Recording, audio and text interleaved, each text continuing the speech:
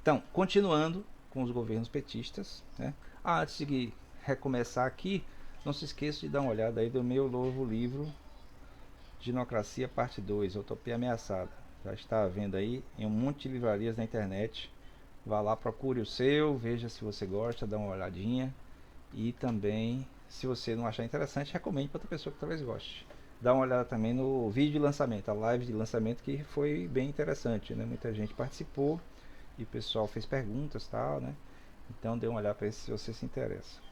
E também dê uma olhada também nesse livro aqui, que eu escrevi, que eu lancei ano passado, 2021, que é meus comentários sobre esse discurso que Lula fez em novembro de 2019, que tem muito a ver com esse momento eleitoral que a gente acabou de viver, né, que a gente está vivendo ainda. A gente está na semana do resultado da eleição, que eu não sei ainda qual foi, porque eu estou gravando esse vídeo no dia anterior da eleição. Mas seria interessante mesmo, independente do resultado, dar uma olhada nesse livro também. Aí na descrição do vídeo tá todos os links para essas recomendações. Então, vamos lá, continuando, né? No governo Dilma, né, em relação à eleição principalmente, a eleição em 2010, a Dilma disputou a presidência contra o José Serra, né, que foi o adversário de Lula em 2002. José Serra, né, só para vocês terem ideia, ele ele teve ligado, obviamente, ao governo Fernando Henrique Cardoso. Ele foi ministro da Saúde, sendo que ele queria, na verdade, o Ministério da Fazenda, porque ele era economista. É economista, está vivo ainda. E ele, uma coisa que marcou muito o José Serra foi o fato dele, quando estava no Ministério da Saúde, ele ganhou internacionalmente a causa da liberação de patentes de alguns remédios para liberar a questão da industrialização dos remédios chamados genéricos aqui no país, que era uma coisa que não tinha, era sempre de marca. E teve algumas outras vitórias também na OMC, né, a Organização Mundial do Comércio. Assim, é interessante também que ele teve essa vitória para o benefício público, né, dos remédios genéricos, que são mais baratos, mas ele também era investidor de um dos fabricantes, uma das marcas de remédios genéricos. Mas, bom, paciência, né? Os caras têm informação privilegiada, ele pode fazer isso. Muito parecido com o atual ministro da Economia, que quando começou a pandemia, parentes dele investiram em funerárias em certos lugares do país, meio que antecipando a quantidade de mortes, né, por causa da pandemia. Bom, fazer o que, né? O que move as pessoas é o dinheiro. Certo, então o José Serra disputou a presidência com a Dilma. Foi uma eleição bastante acirrada de 2010, porque a oposição ao governo Lula viu no fato de ele ter escolhido como candidata, uma pessoa pouco expressiva do ponto de vista eleitoral, né? A ex-presidenta Dilma Rousseff, ela nunca tinha sido candidata a nenhum cargo eletivo, né? Ela era uma militante de movimentos de esquerda, ela foi prisioneira política durante a ditadura e tal. Ela era filiada ao Partido dos Trabalhadores, evidentemente, mas ela nunca tinha disputado nenhuma eleição, né? Ela sempre participou nos bastidores. Ela foi presidente da Petrobras ou da Eletrobras, foi alguma coisa relacionada com a Petrobras, não me lembro. Então sempre cargos, né, secundários, digamos assim, não secundários importantes, mas secundários no sentido de que não era eleito, era escolhido a partir de uma pessoa que tinha sido eleita ou coisa parecida. E aí essa possibilidade de uma candidata pouco expressiva disputar presidente, e uma mulher também, né? Tinha um caso historicamente, o Brasil nunca teve uma candidata a presidente mulher, que eu me lembre. Eu tinha tido, talvez tivesse tido, não, acho que não. Acho que nunca teve uma candidata mulher, muito menos uma com chance ganhar. E aí a oposição, liderada pelo PSDB, que é o partido do Fernando Henrique Cardoso, tal, viu como uma possibilidade de voltar ao poder com o José Serra. Dizem que nos bastidores desse processo eleitoral, o José Serra tinha se comprometido com com as petrolíferas internacionais de que as descobertas do pré-sal, no governo Lula teve o pré-sal, né, a descoberta do pré-sal e a exploração do pré-sal antecipadamente, digamos assim, né? Ainda não tinha, só tinha descoberto, não estava explorando ainda, mas já tinha a possibilidade de uma grande produção de petróleo, o que a meu ver é um grande erro, né? Porque é uma forma de energia não muito limpa, mas paciência, né? Ainda é considerada uma forma de riqueza. E aí ia ser uma exploração exclusiva da Petrobras, mas o José Serra dizem, né? Dizem os comentaristas, né? A crônica da época, que ele se comprometeu de que ganhando a eleição ele iria liberar a exploração para petrolíferas estrangeiras, né? Sendo que como senador depois ele acabou entrando com um projeto que realmente acabou liberando isso no governo Temer, se eu não me engano, né? Em 2016 ou 2017, não me lembro. Mas ele meio que cumpriu o compromisso dele, né? Ele ia cumprir como presidente e acabou cumprindo como senador. É, E aí sim, apesar dessa fragilidade da candidata Dilma da época, em 2010, ela conseguiu vencer o José Serra no segundo turno. Né? Obviamente a popularidade do Lula, que o Lula deixou o primeiro governo dele, é o segundo governo dele, em 2010, com uma popularidade muito alta, né? 87% de aprovação, né? De bom e ótimo, que era uma coisa inédita no país. Não sei se o Itamar deixou o governo com tanta popularidade. E aí essa popularidade obviamente foi, né, empregada, foi endossada para a candidatura da Dilma e que acabou funcionando, ela acabou sendo eleita. Muitas pessoas inclusive diziam que ela não tinha autonomia nas decisões, quem tomava as decisões era o Lula. Tentaram comparar inclusive o governo dela com o da Rússia, com o Putin, né, que o Putin ele saía da presidência e ia para o cargo de primeiro-ministro, saía do cargo de primeiro-ministro e ia para a presidência, ficava sempre lá. Mas aí, bom, acho que não era bem o caso, especialmente porque, apesar de muito importante no governo Lula, o Lula, depois da presidência, ele passou a fazer negócio das palestras dele internacionais e da campanha dele contra a fome no mundo. É, então, o primeiro governo Dilma é muito marcado, principalmente do ponto de vista positivo, pelo aumento, né, pelo crescimento dos programas sociais, né, os programas sociais de inclusão, né, de inclusão na universidade, de inclusão em moradia, de inclusão é, na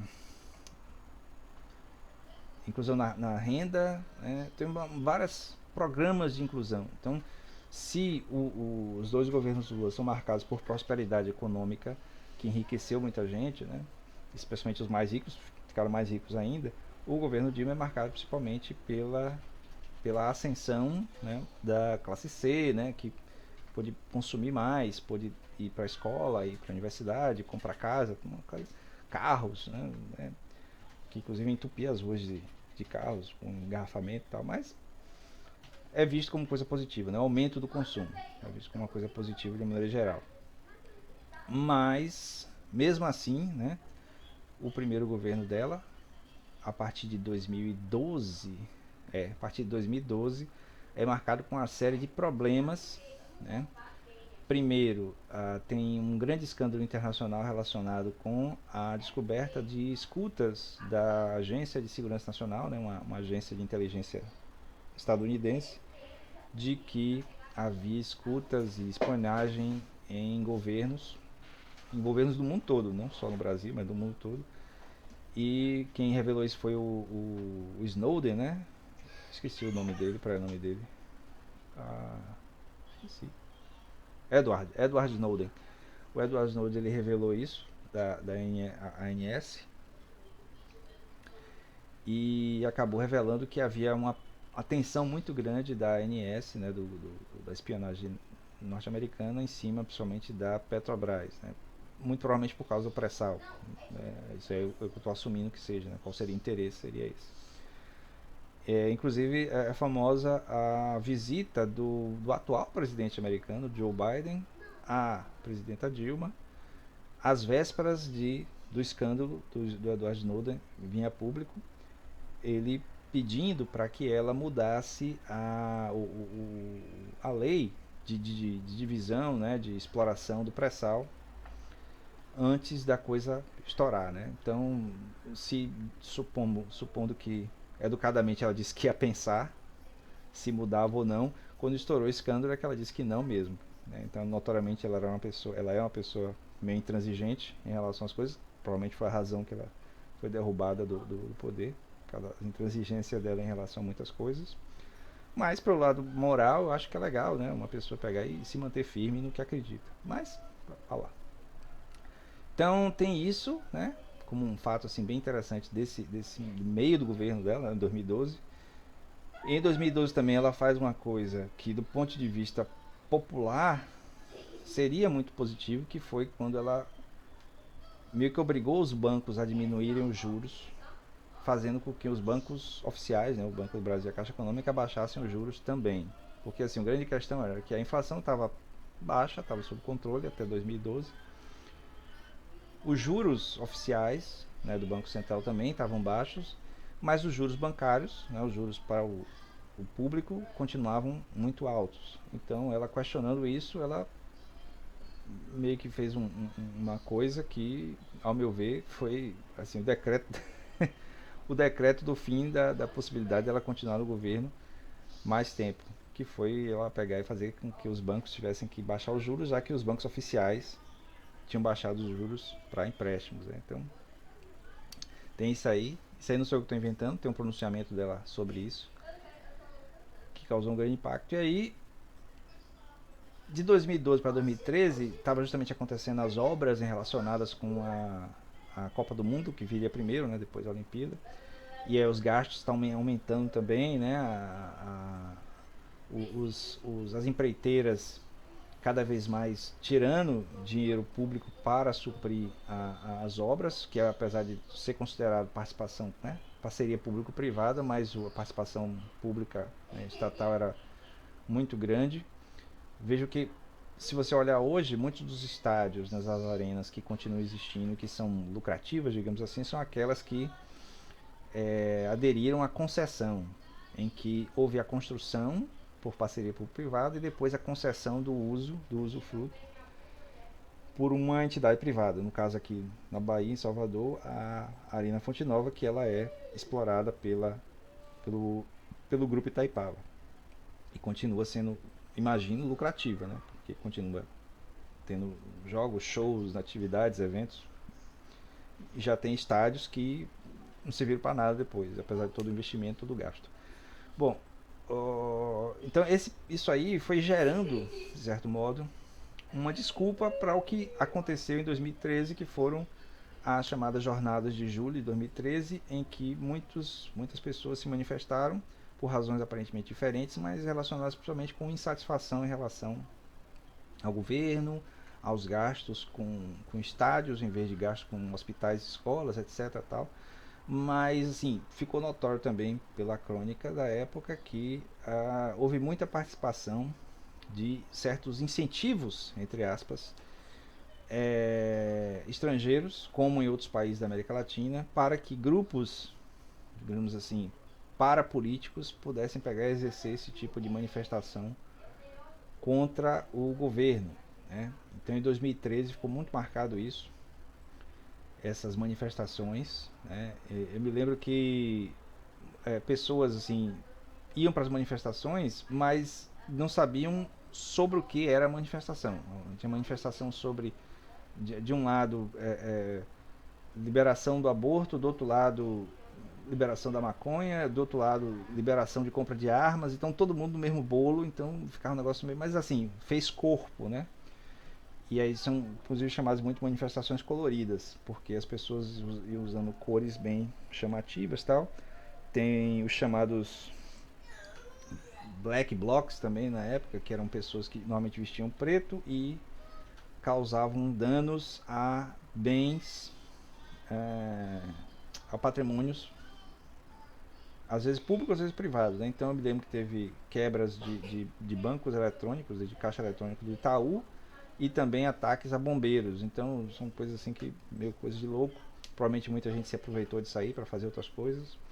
Mas, mas o interessante historicamente, do ponto de vista sociológico, que a gente está vendo aqui, é que isso causou um impacto simbólico muito grande na, na vida brasileira, né, de 2013 para 2014. Né? Me lembro até que aquele whisky, o Johnny Walker, ele fez uma campanha falando que o gigante tinha acordado, né, e coloca a, aquela montanha lá onde tem o Cristo Redentor, Pão de Açúcar, sei lá, no Rio de Janeiro, levantando como se fosse um gigante assim, e começa a caminhar. Então é bem apropriação mesmo da publicidade de algum evento. Então havia esse espírito, digamos assim, de ansiar por mudanças tal. Do ponto de vista do governo Dilma, o que ficou notório de resposta dela a isso, ela dizendo que garantia o direito da manifestação das pessoas, né, que não deveria ser tolhido e tal, e que se comprometia a investir mais em saúde.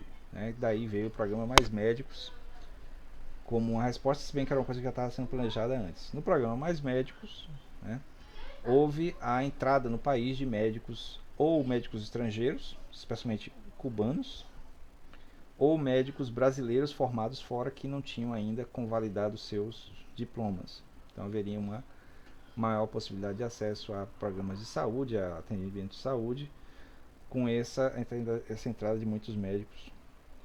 Inclusive os médicos cubanos são famosos por serem formados, né, por serem bem treinados em relação à saúde pública, né, de maneira geral. Tanto que eles enviam médicos para países africanos, para países aqui da América Latina e tal. Todos, assim, ou humanitariamente, né, de maneira voluntária, ou sendo contratados através do governo cubano, já que todos são funcionários do governo cubano. Então, é uma coisa que muitas pessoas falam que, na verdade, o pessoal trabalhava como escravo. Então, não é assim, é porque eles não eram entes privados. Não, o governo não pagava diretamente esses médicos, o governo pagava no caso dos médicos cubanos, pagava ao Ministério da Saúde de Cuba, e o Ministério da Saúde de Cuba pagava os salários deles, né? Então, seja lá qual fosse o salário. Mas, independente disso, era interessante para muitos médicos que se formaram em instituições de fora do país, né? Especialmente aqui na América Latina, como Bolívia e tal, pudessem fazer o caminho de volta, conseguindo vir trabalhar no Brasil de maneira mais simples, né? Já que eles simplificaram o processo. Obviamente isso aí não foi suficiente, já que já havia o dano simbólico sobre a Dilma. E aí na campanha eleitoral para a reeleição dela em 2014 foi muito usado o negócio dos estádios, dos gastos, o negócio das manifestações de 2013, o negócio dos mais médicos e mais outras coisas relacionadas a Cuba e a Venezuela também, que até hoje se usa isso, né? A maioria dos contratos do BNDES relacionados com Cuba, especialmente do Porto de Muriel, foram contratos assinados nos anos 90 e só se fez cumprir o contrato, mas o pessoal colocava na internet rolando que o governo brasileiro, o governo petista, investe fora, mas não investe aqui. Bom, aí fica muito do uso simbólico disso no processo eleitoral, que é o que aconteceu em 2014, né? E assim, antes de finalizar, o grande problema relacionado com a eleição de 2014 foi o início da tal da Operação Lava Jato, né? Que aí envolvia, a princípio, um posto de gasolina, né? Depois a Petrobras e depois a Odebrecht. Uma empresa privada, uma grande empreiteira, uma grande, né, multinacional de atuação em vários lugares, que acabou se revelando uma influenciadora de eleições do mundo inteiro, não só no Brasil.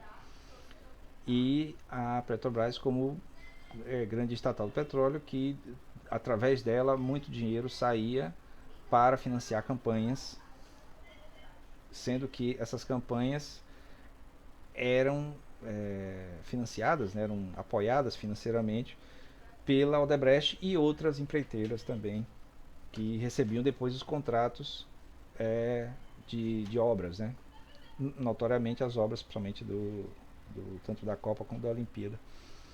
Então, esse grande escândalo, chamado popularmente de Petrolão, também feriu muito a imagem da Dilma, o que dificultou o processo eleitoral de 2014, sendo que Para muitos, a eleição quase, né, foi ganha pelo adversário que concorreu contra ela, que foi o Aécio Neves, né, representando o PSDB novamente.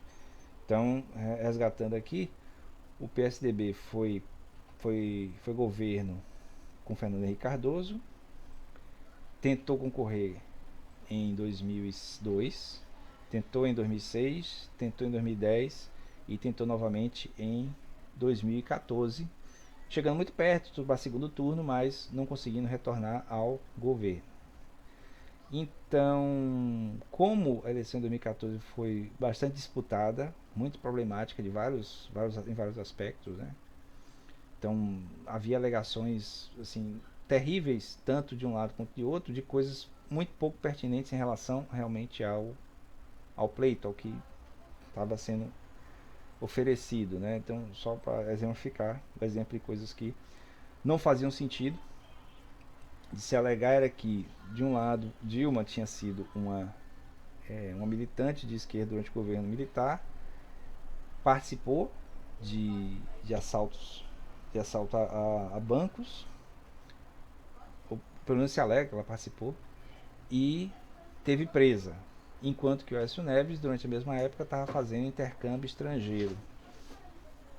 Sendo que nem uma coisa nem outra tem muito a ver com o fato de se pleitear a presidência. Então, eu mesmo falava com pessoas que diziam: ah, não, a Aécio era um playboyzinho que ficava fazendo intercâmbio enquanto o Dilma estava lutando pelo país na prisão. Pô, mas o que é que isso tem a ver com ser presidente? Nem uma coisa nem outra tem muita importância, né? Então, mas era uma coisa que se falou.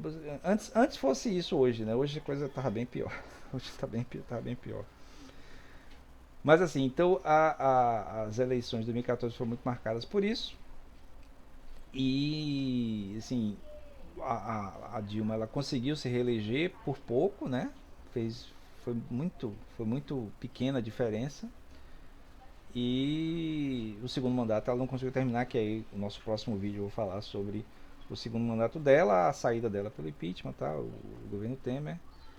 E aí eu finalizo falando muito dessa questão de como, a partir de 2014 já, em 2014, antes também, né? Já vinha de 2012, 2013, mas em 2014, na eleição, as redes sociais fizeram uma diferença muito grande.